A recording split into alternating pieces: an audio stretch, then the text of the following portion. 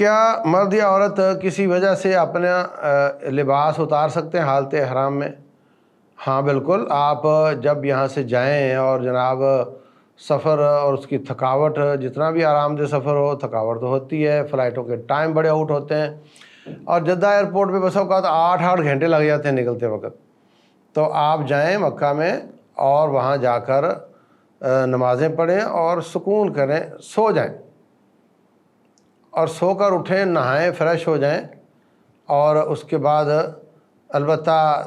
خوشبودار صابن اور شیمپو نہ استعمال کریں، پانی اکیلا استعمال کر لیں، فریش ہی ہونا ہے نا آپ نے۔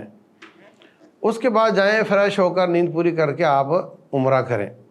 تو اس میں کوئی حرج کی بات نہیں۔ اگر وہ آپ کا لباس گندا ہو گیا ہے، سالن گر گیا ہے یا کیچڑ لگ گیا ہے، کچھ بھی ہو گیا، آپ اس کو دھو بھی سکتے ہیں، دھو کر دوبارہ بھی پہن سکتے ہیں، اور اگر چینج کرنا ہے تو چینج بھی کر سکتے ہیں، کوئی حرج کی بات نہیں ہے۔ آپ قضائے حاجت کے لیے یا نہانے کے لیے بالکل بھی اتار سکتے ہیں، ایسی کوئی پابندی نہیں۔ واللہ اعلم۔